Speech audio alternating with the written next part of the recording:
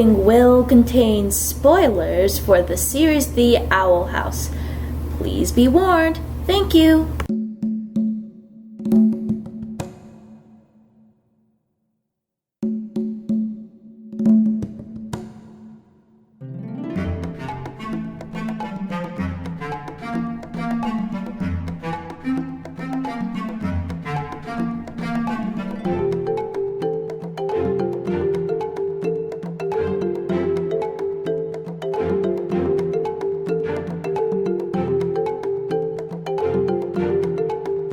Hello, the Owl House fans. This is Dragon Videos, ready to present a top 5 list. After watching the entire series, I have found it very enjoyable. The characters are memorable, and there is a good air of mystery where you can definitely seep into it.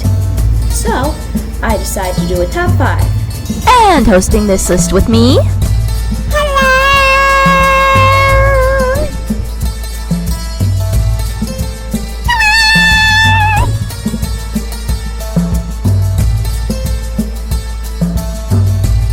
these guys, and I hope that you enjoy what we have to offer.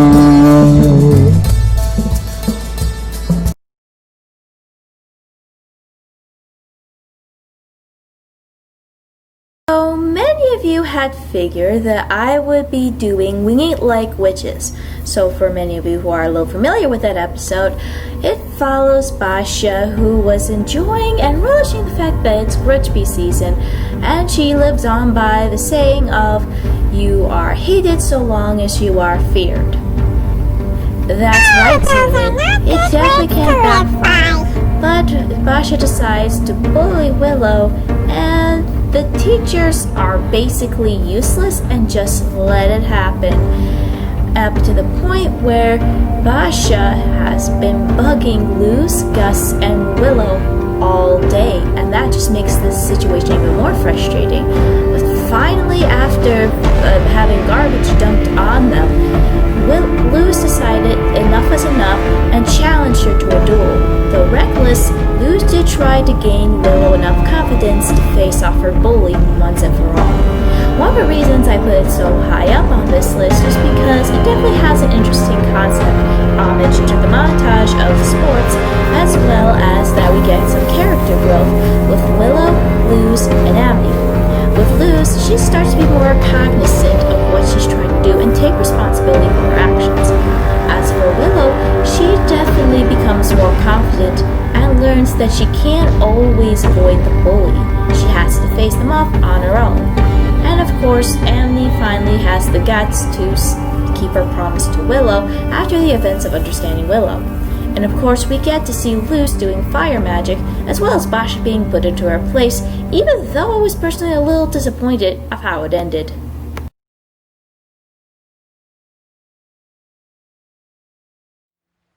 The episode, the first day, focuses on Luz adjusting to life at Hexside. She managed to take the entrance exam with 2 of her newly learned spells, and as a result, she managed to get into Hexside. And as usual, she is very pumped and excited of going there, though she got more than she bargained for when Principal Bump explained that she can only choose one track, and in a lot of ways, she thought they were cool. But she got in trouble after holding an orb, even though she was supposed to be in the potions track. Hey. Anywho, the Luz soon encounters 3 other kids that were in her situation. Viney, Turbo, I think it's Turbo, and Barkus. All of them in trouble because they were simply mixing with magic. And not only that, but they also are hidden in a room which was made especially in this area, which I felt like could possibly play later in the future of the entire series. So anyway, the good kids, I call them good kids because they are only in the detention track because of something very stupid. Anyway, Furbo got in trouble because he mixed abomination magic with plant magic, Barkus mixed potions with Oracle, and then Viney tried to use beast keeping with healing. which I felt like there could be some benefits with mixing those kinds of magics together. The principal bump really screwed everyone over because of an inspector that was coming up. I mean, seriously, Bump? You put these guys into detention because they just simply had to mix two different kinds of magic together? Since when is that going to be harmful? I mean, sure, if they didn't have proper guidance, it would be an issue, but seriously? You're going to punish kids for that? What sort of principal are you? Putting that groaning factor aside, the school was soon attacked by a mysterious, magic-eating creature which was known as the Gritter Basilisk. A very reptilian or amphibian-like creature. I can't really explain of how they mishmashed it, but it kept absorbing all the magic in the school, resulting in everyone nearly getting killed. Not only that, but it was also the source of some chaos of other schools earlier in the episode. Upon realizing the dangerous situation, Luz tries to owe up to her mistake of what she had said back at the detention track, and tries to make it up with the trio of students. They soon had to battle this monstrosity, and together they managed to take the thing down with their mishmash of magic. Also, one of the greatest highlights I always have with the first day is that Luz not only has a good friendship with others besides Gus and Willow, but I also thought it was a good number 4 pick because it shows a bigger highlight in Luz's character.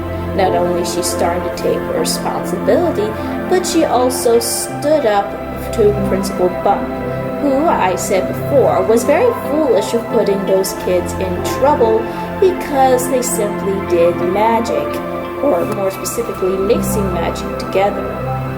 He was a very horrible jerk to Luz, and he got what he deserved in terms of being talked down by Luz, but not in a way where it was patronizing.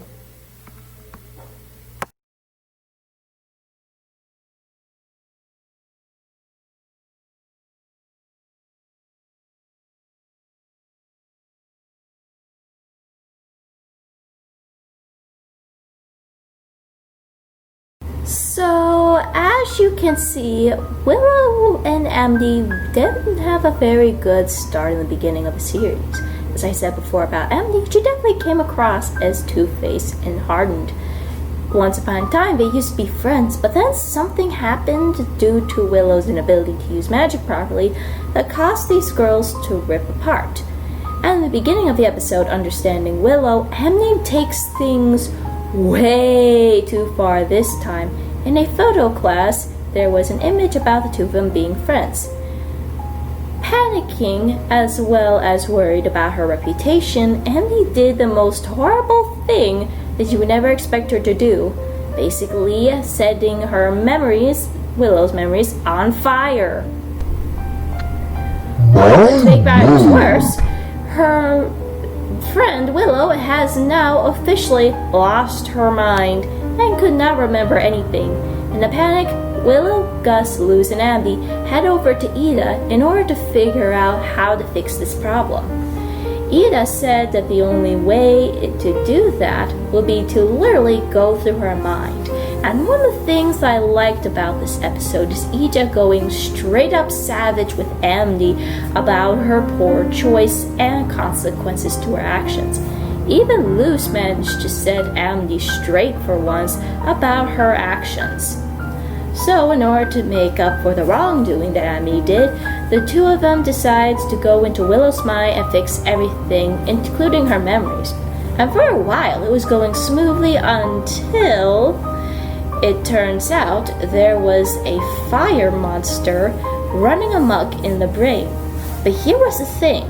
The fire monster only went after the pictures that had Amity in it and spared the others. In a panic, Amity and Luz had to run away from the monster and used the water memory, basically a lake memory, in order to defeat the fiery monster. But in the major plot twist of things, they soon discovered that the monster was actually Inner Willow, or basically a manifestation of Willow's conscious as a whole.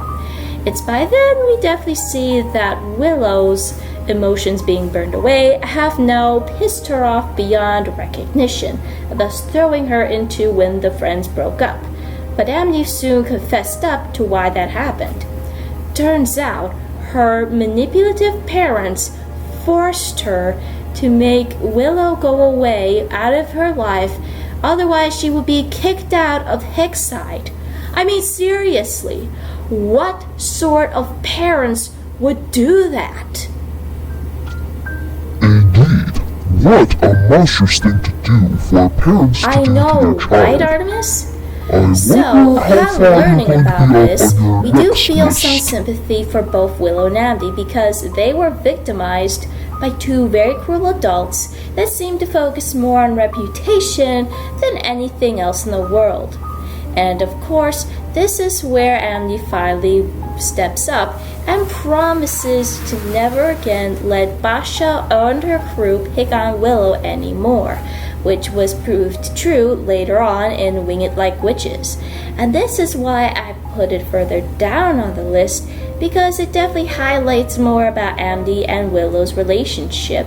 We got to learn more of how they became friends, or no, technically had become different people as they were now, as well as we get to be introduced to the Blight parents, who are, again, very horrible people, and definitely sets up as being potential antagonists to season 2 of the Owl House series. And considering of what we've seen so far, I would not put it past behind me of how they're going to respond to Luz.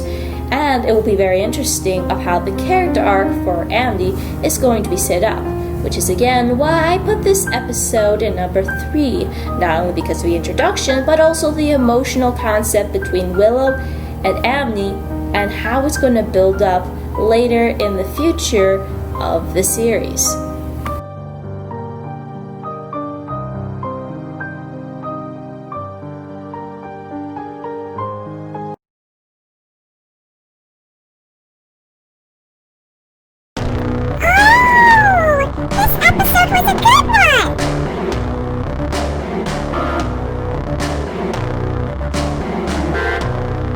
The intruder kicks off with Luz trying to convince Ida to do one more spell before they settle in for the night after being cooped up in the boiling rain. We definitely learn a little bit more about the lore of the world of the Owl House, and that the bigger the magic circle, the bigger the spell is. And when Ida passes out, Luz and King finally decide that in order to be able to get the power that Luz needs in order to do those magic circles, they would have to take a secret elixir that Ida tries to use. Unbeknownst to them, it was actually something very special about that. They tried to use it, but it kind of backlashed when it broke. To make matters worse, the lights went out and they thought they were being chased by a mysterious Snaggleback. But it turns out that their intruder was not a supposed Snaggleback, which was a gorilla snail of sorts, or something straight from Bowser for minions from Mario Bros. Maybe you're familiar with that game. Biggest plot twist that earns the spot in number 2 is the mysterious owl beast, Ida herself. Turns out she was suffering a curse that not only drains of her magic, but also gives her this monstrous owl beast form. And she has to take a special elixir in order to make sure it's maintained. And we definitely learn later on that the stakes get higher.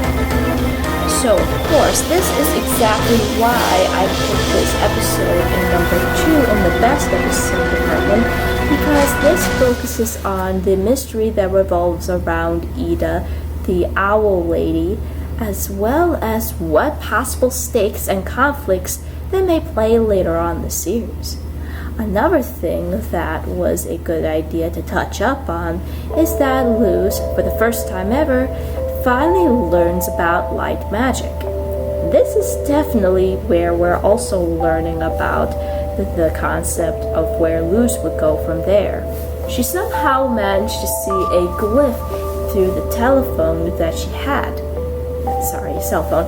Anyway, because of that, we can't help but figure, why on earth did Luz see that symbol and not King? What's her connection to these mysterious spells? I guess in season 2 we'll have to find that out later.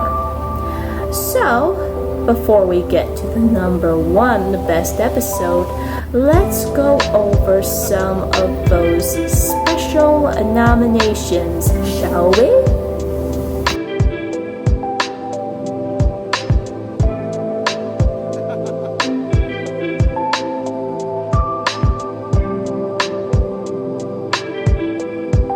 To admit, Enchanting Night at Grom, Enchanting Fright at Grom, was actually a very well-written episode because it shows up how far Luz and Andy had come from being merely rivaled classmates that tried to get into each other's skin into being something more. Though right now it's in the kind of one-sided because Andy's kind of has a crush, while with Luz it's still getting up in there.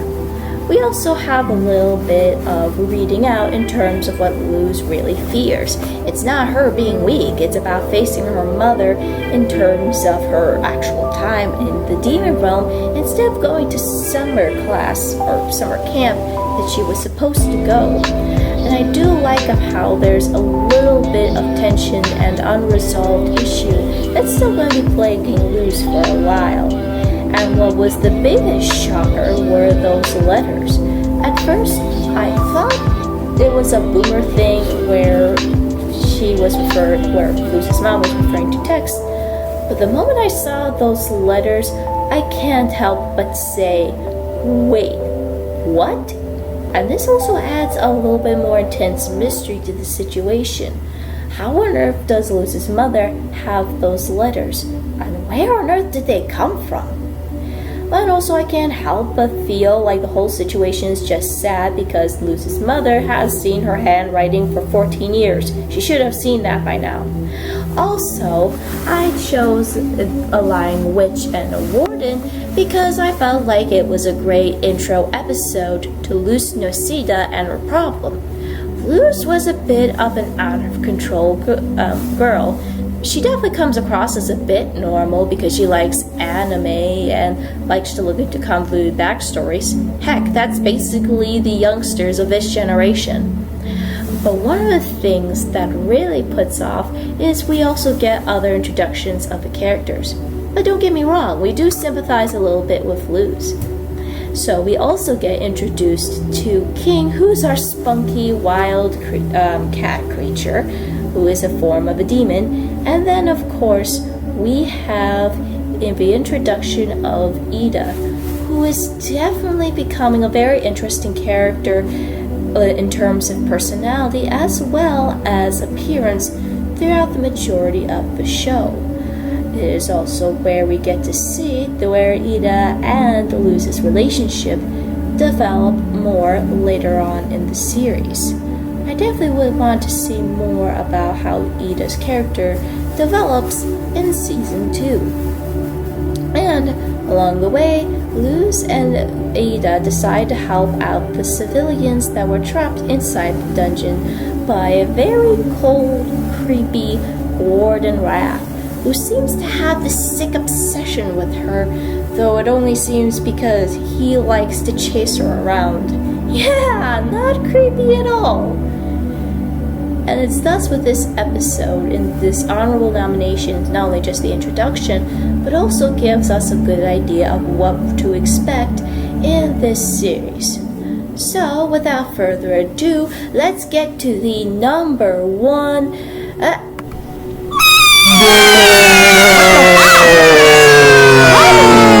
What's gotten into you guys? I understand this is some really emotional episodes, but this is practically the best ones yet. Don't make us watch that roller coaster again!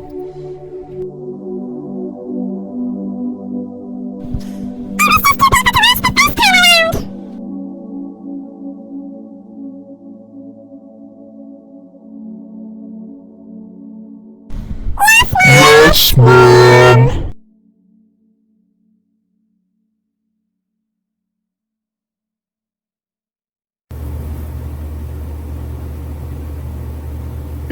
Sorry about that freakout. Anyway, this was practically the emotional finale we've all never expected.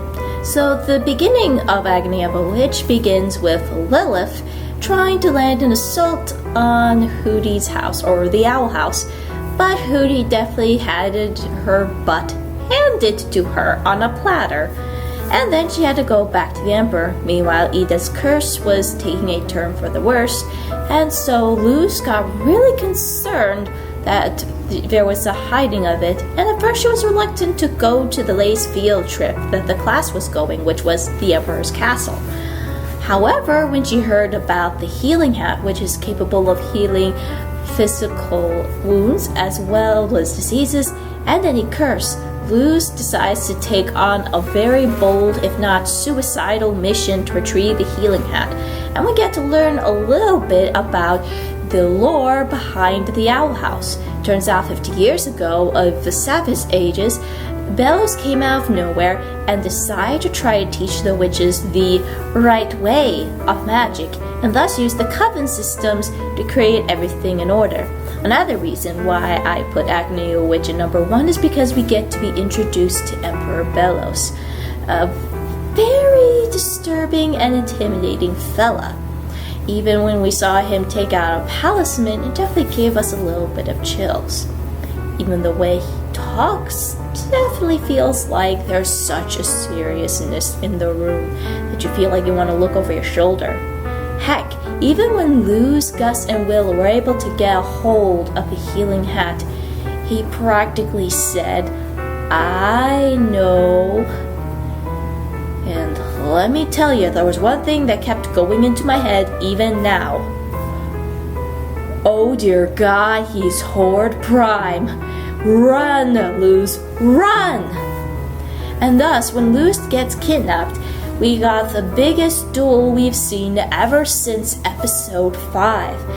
Ida and Lilith finally have a rematch, but Lilith threw the upper hand, wanting to use Luz as a shield, and to make matters worse, Ida's curse was getting worse by inches because of her curse. And then, of course, we got the biggest bombshell of who cursed Ida. It was none other than Lilith herself, which definitely made us hate her more, especially towards the end of a duel where Ida had to sacrifice the last bit of her magic to save Luz, and then get turned into an owl beast permanently. And then finally, we get the most heart-wrenching scene that made us want to cry.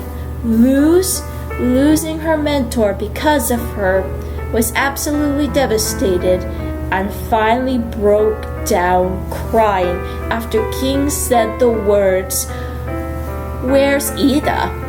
Heck, even my voice was cracking a little when I wanted to tell King that Ida was gone.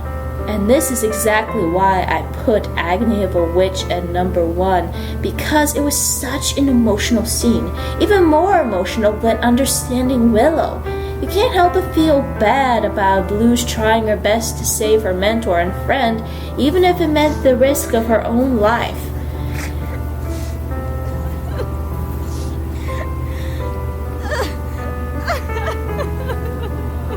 And now that she's gone, there's nothing else to do. Excuse me for 1 minute, but I'm afraid that my friends here are going to need more ice cream. Excuse me for a minute. This really got interesting. Even though some of you had issues with Young Blood and Old Souls, I felt like this was a very good season finale. You see, Luz finally had enough with what had happened and taking responsibility, used the magic, dawned on the magic wool and decided to go after Ida. And of course, King decided to come along too. Even though he won't be of much help, he still decided to take on that risk anywho, thus going to the Conformatorium in order to confront Warden Wrath. And for a while, we had previously seen Warden Wrath as this really walking nightmare that was a horrible stalker, but then he immediately turned pathetic when he had to be dealt with some ice. Though you can't exactly blame him at the idea of being shish kebabbed by icicles. Anyway, what really made everything heart-wrenching was when Ida and Luz had a heart-to-heart moment of how they were impacted by one another and called themselves family. And of course, Lilith had the biggest explosion of her life. Putting that aside for a little bit, Ida vanishes up to the platform, thus giving the key to Luz and going to the portal in hopes that things will get better for her. Now, as I said before, while that was going on, Lilith had basically the worst slap of reality that was handed to her. Turns out Belos had no intention of healing Ida at all and decided to petrify her because she was a wild witch. Filled with guilt about what she had done, Lilith decides to go and basically help Luz and return Albert to her. Along with that, we get an interesting backstory of why Lilith had cursed Ida. A long time ago, the two of them were pretty good sisters. Lilith and Ida would always be there for each other whenever they needed the most. And though Lilith was good with her magic, Ida was so much better and had more power than anyone could expect it. However, the problem was there was only one spot in the coven, though I'm personally suspicious about that concept. Anyway, Lilith thought the curse would be only for a day, and to everyone's shock and to our dismay, Ida gave up her spot in the Emperor's coven. And of course, that's when the curse kicked in before the duel. And yep, at that point, we were like, oh, honey, why? Lilith by then was filled with a lot of guilt at what she had done to poor Ida all those years ago. And up to that point, we even find ourselves having a hard time sympathizing with her completely because what she did was very stupid and very selfish, as well as giving us more of an indication of who Ida is as a character. As I suspected, Ida's a kind soul, more than we give her credit for, if we have to be pretty honest with ourselves. So, by then, Luz, Lilith, and King decide to go to confront Emperor Belos. However, that backfired with Lilith and King being thrown into the petrification process, and of course, Luz having to fight Belos on his own. On her own. It wasn't what we had in mind, but it still gave us this ominous sense of what Emperor Belos is. And we definitely know that this is definitely not going to be the easiest opponent that Luz will have to face. And even gives us bigger questions of who he really is and what the hell he has to do with the Titan itself.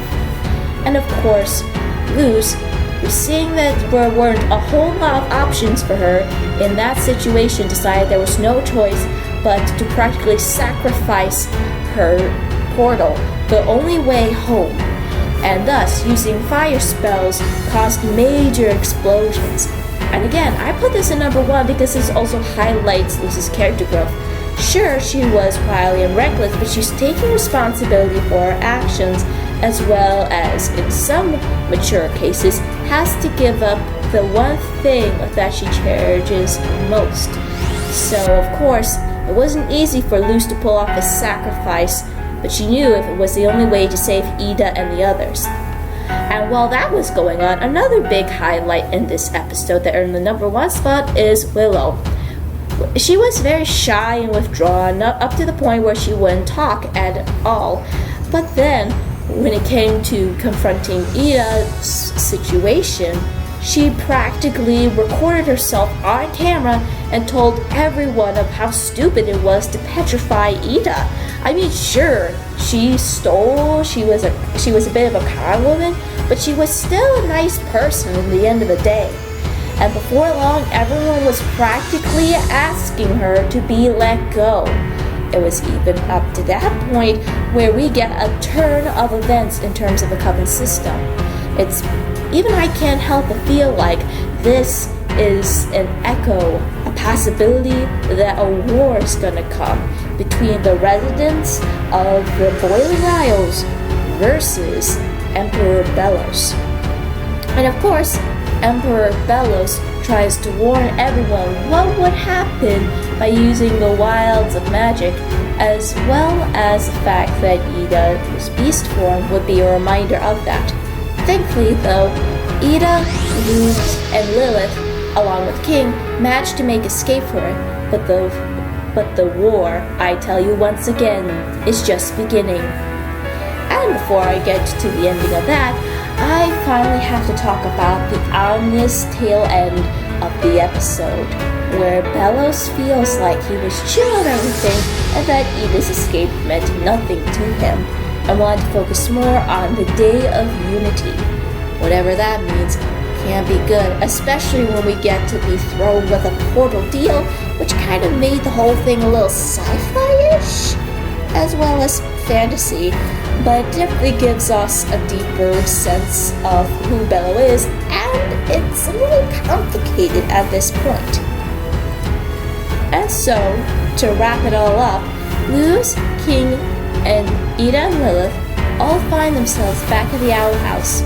Lilith, realizing what she had to do now, practically had to share her curse with with Ida, and thus presenting one of the few steps in her redemption arc, as well as Luz showing that she's not only a student, but now a master, and decides to help Ida and Lilith use paper magic in order to help defend themselves whenever the situation called for it.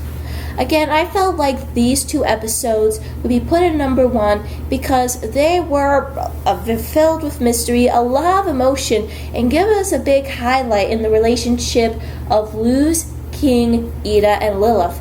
And I'm excited of what Season 2 has to offer. I just hope that there's going to be a lot of character development in a way that we expected. And so, folks, that's it for now. I'm gonna go comfort Loki, Artemis, and Cinnamon and snap them out of their depression. Hopefully watching some Disney movies should do the trick. And rest assured it will not be Bambi. So folks, this is Dragon Videos ready to sign off. Please remember to subscribe and comment. Also do a like whenever possible. And see you around, folks!